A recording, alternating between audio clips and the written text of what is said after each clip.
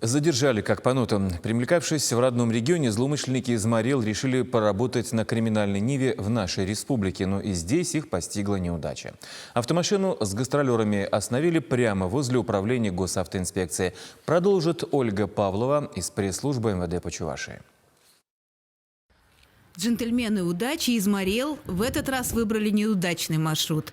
Сотрудникам госавтоинспекции даже не пришлось никуда выезжать. Автомашина с предполагаемыми преступниками была остановлена прямо у здания управления ГИБДД по улице Богдана Хмельницкого в Чебоксарах. Пассажир с трудом выговаривает название похищенной вещи. Проектор. А где вы его взяли? В ломбарде. Проектор был похищен накануне в ломбарде в центре города. Пока один из злоумышленников сдавал здесь жесткий диск, украденный в другой торговой точке, его сообщник незаметно для работников ломбарда вынес проектор. Сотрудниками была проведена работа по установлению лиц, совершивших данное преступление. В ходе анализа камер АПК «Безопасный город» было установлено, что лица передвигались на автомашине Kia Rio белого цвета. Ориентировку принял старший инспектор дежурной группы ГИБДД Сергей Иванов.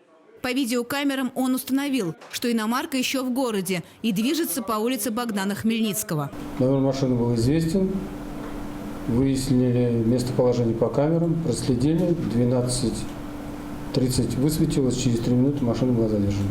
Уже по внешнему виду водителей и пассажиров сотрудники госавтоинспекции поняли, что эти товарищи из соседней республики Марел далеко не туристы. Сотрудникам ДПС бросились в глаза уголовные татуировки на пальцах пассажиров, которые говорили о их криминальном прошлом.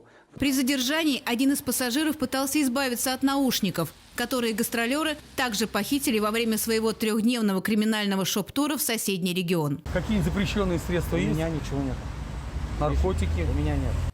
Между тем, при осмотре транспортного средства полицейские изъяли около половины грамма мефедрона.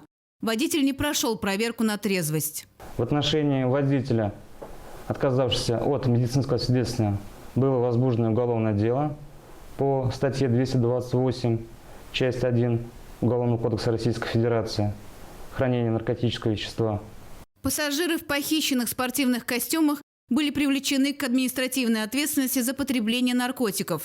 Иногородние жители, один из которых не только приоделся, но и приобулся в Чебоксарах, помещены под арест, пока на 10 суток. Расследование уголовного дела продолжается.